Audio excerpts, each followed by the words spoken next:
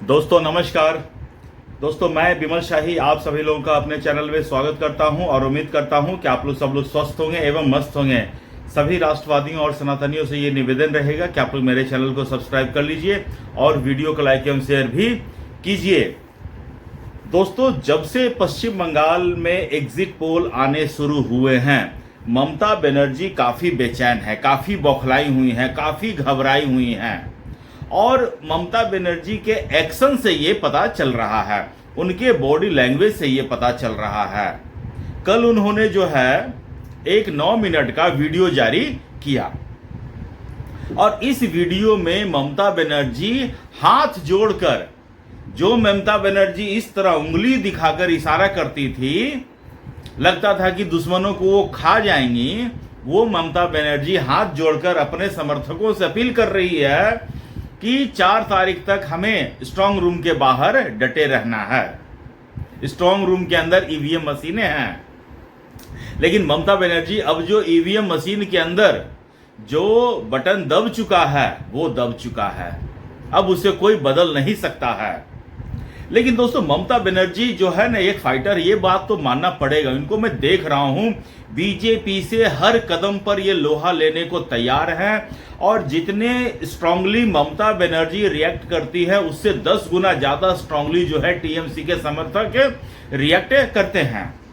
तभी तो मतलब कि 15 साल से शासन चलाना ऐसे गढ़ में जहां पर के लोग वहां इतने एग्रेसिव लोग हैं, वहां ऐसे एग्रेसिव लोगों को नाथ में बांध के चलना कोई आसान काम नहीं है और ये ममता बनर्जी बखूबी कर रही हैं।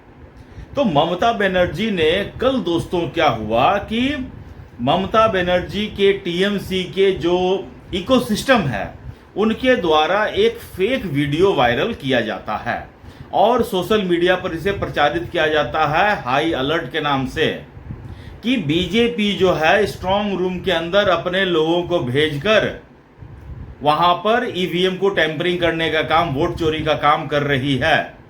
और दोस्तों ये जैसे ही पोस्ट वायरल होता है सोशल मीडिया पर, कोलकाता हो या पश्चिम बंगाल के जितने भी अलग अलग जगह है स्ट्रांग रूम है जहां पर ईवीएम को रखा गया था, वहां पर टीएमसी के समर्थक हो, सांसद हो, विधायक हो, सब भारी मात्रा में पहुंचना शुरू कर देते हैं।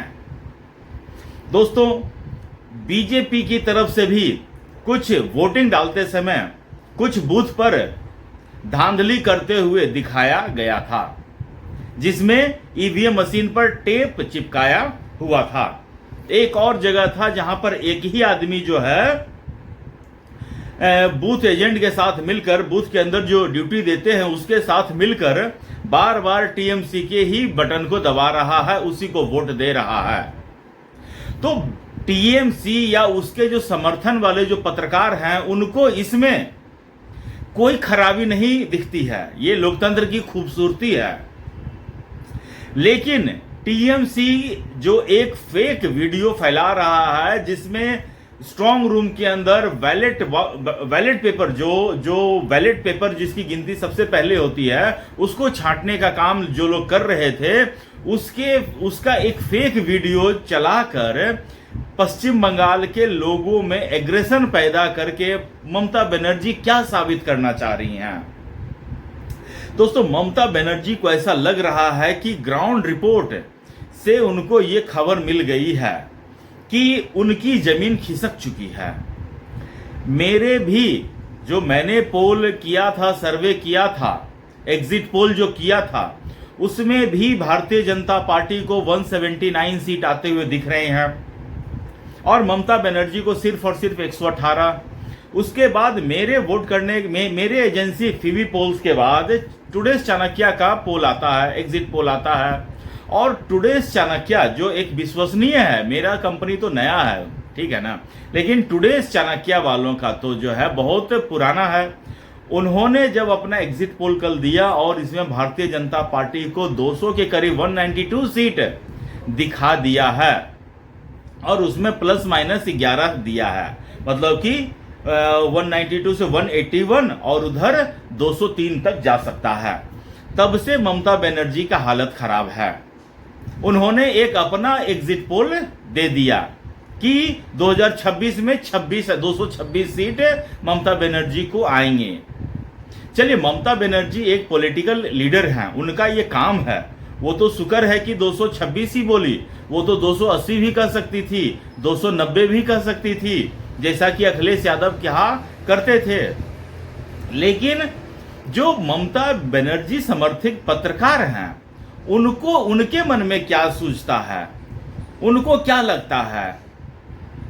खैर, अब इतने ही अंधे हैं तो वो कहते क्यों नहीं है टीवी पर आकर कि हाँ, हम ममता के समर्थन वाले पत्रकार हैं, हम न्यूट्रल नहीं है। न्यूट्रल हम भी, जो दूसरे साइड वाले पत्रकार हैं उनको हम न्यूट्रलिटी की तरफ लाते हैं और खुद लेफ्ट की तरफ हम रहते हैं, ऐसा उनका है। बहुत कल से मैं देख रहा हूं, एक है अभय दुबे हैं, वो अलग ही दुनिया में हैं। वो कह रहे हैं कि सारे एग्जिट पोल फेल होंगे। अरे ये बात तो नेता को कहना चाहिए है, उनको ये स्टेटमेंट तो नेताओं द्वारा अच्छा लगता है। लेकिन एक पत्रकार इस चीज को कह रहा है कि सारे ओपिनियन पोल फेल होंगे, तो भाई तुम भी एक ओपिनियन पोल करके डाल दो ना, जिसमें तुम अपना ओपिनियन पोल ममता बनर्जी को 290 में 290 सीटें दिला दो। लेकिन तुम एक पत्रकार होकर यह कह रहे हो कि सारे ओपिनियन पोल फेल होंगे, तो इसका मतलब कि तुम ममता बनर्जी के लिए बैटिंग कर रहे हो। और इसमें सबसे बड़ी दुविधा वाली बात है, जो कांग्रेस के समर्थन वाले जो पत्रकार कांग्रेस के पेरोल पर हैं, उनका सबसे बुरा स्थिति है। आसाम में वो चाह रहे हैं कि कांग्रेस जीते, लेकिन पश्चिम बंगाल में चाह रहे हैं कांग्रेस ना जीते, वहां ममता बनर्जी जीते। इवन दोस्तों देखिए, कांग्रेस कितना बैंकरप्ट हो चुके हैं, ये देखिए। कांग्रेस के जो प्रदेश अध्यक्ष हैं, पश्चिम बंगाल के प्रदेश अध्यक्ष हैं, कोई मुस्लिम है, नाम उतना याद नहीं मुझे, वो कल टीवी पर कह रहे थे कि ममता बनर्जी बहुत अच्छा लड़ी है, वो बहुत अच्छा कर रही हो। अरे भैया, तुम कांग्रेस के प्रदेश अध्यक्ष हो, ममता बनर्जी के प्रदेश अध्यक्ष नहीं हो। इन सब के बीच कांग्रेस द्वारा साइडलाइन किए हुए अधीर रंजन चौधरी ने स्टेटमेंट दिया कि यहां पर जो ज्यादा वोट हुआ है वो ममता बनर्जी के विरोध में हुआ है, which is a valid statement. जो एक कांग्रेसी को बोलना चाहिए, अधीर रंजन चौधरी वही बोल रहे हैं। लेकिन कांग्रेस को अधीर रंजन चौधरी पे भरोसा कम है, कांग्रेस को अपने प्रदेश अध्यक्ष पे भरोसा ज्यादा है, क्योंकि वो मुसलमान है ना। तो ये सारा सिचुएशन है दोस्तों पश्चिम बंगाल में।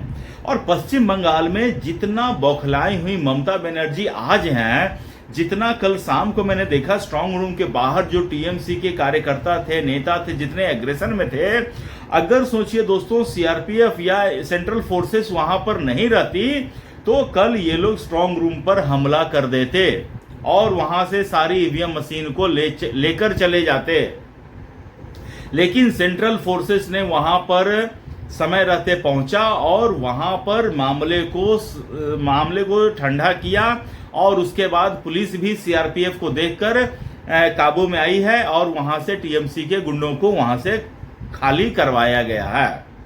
मैं कभी कभी दोस्तों सोचता हूं कि सिर्फ एग्जिट पोल आने पर, जिसमें ममता बनर्जी को बहुमत नहीं दिखाया जा रहा है, ये स्थिति है, तो सोचिए दोस्तों रिजल्ट वाले दिन 4 मई को ममता बनर्जी क्या कर सकती हैं।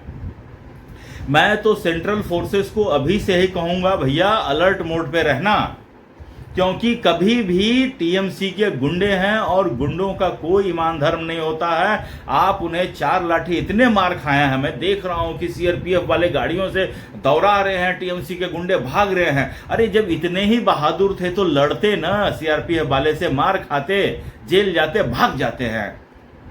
ये भागने का कल्चर मुझे समझ में नहीं आता है। बड़े बड़े गुंडों को मैंने देखा है, ऐसे तो बाहुबली बनते हैं, लेकिन पुलिस का एक्शन होता है तो भाग जाते हैं, सबसे पहला काम करते हैं भाग जाते हैं। अभी एक कांग्रेस के बहुत बड़े नेता हैं पवन खेड़ा, वो भाग गए, इल्जाम लगाया है, चुनौती दिया है कि मुझे अरेस्ट करो, मैं यहीं पर हूं, और भाग गए। मतलब सोचिए कि 5 तारीख से लेकर आज 23 तारीख, 1 मई हो गया, 20-25 दिन से वो आदमी भागा हुआ है। भगोड़ा, उसको भगोड़ा घोषित कर देना चाहिए। तो यही चीज है, टीएमसी के गुंडों को संभालने के लिए मुझे लगता है सीआरपीएफ वाले जो है 4 मई को बहुत ही अलर्ट मोड में उनको रहना पड़ेगा, क्योंकि ममता बनर्जी बहुत ही खतरनाक नागिन है। वो जो है मतलब कि उनके ऊपर अगर अटैक हो जाए, वो हार जाए, वो किस हद तक जा सकती है वो आप सोच नहीं सकते हैं। Mamata Banerjee can do anything in Bengal. ये है ममता बनर्जी का ये जलवा है, जलवा जलाल है उनका।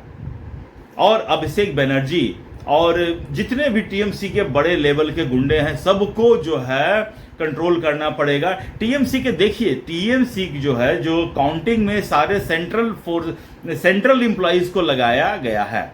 अब इसके लिए ममता बनर्जी पहुंच जाती है कोलकाता कोर्ट, हाई कोर्ट, कि ये क्या मतलब है, सेंट्रल एम्प्लॉइज से काउंटिंग क्यों करवा रहे हैं। तो हाई कोर्ट ने उनकी याचिका को खारिज करते हुए कह दिया कि हम इस पे किसी भी तरह का दखल नहीं दे सकते हैं। दोस्तों, ममता बनर्जी का चरित्र कितना दोगलापन से भरा पड़ा है, इसमें अब कहने की जरूरत नहीं है। जब एसआईआर का काम चल रहा था तो ममता बनर्जी से चुनाव आयोग ने बोला कि हमें अपने स्टाफ दीजिए, तो ममता बनर्जी ने कहा नहीं दे सकते हैं, हमारे स्टाफ ऑलरेडी बहुत बिजी हैं, हम आपको स्टाफ नहीं दे सकते हैं। सोचिए, जो विचाराधीन मामले थे, जो लॉजिकल डिस्क्रिपेंसी के मामले थे, उसमें उन्होंने मांगा, स्टाफ मांगा, तो उन्होंने स्टाफ देने से मना कर दिया। तब सुप्रीम कोर्ट जो है अपने जुडिशियल ऑफिसर से 30 लाख 33 लाख मामले का निपटारा करवाया है।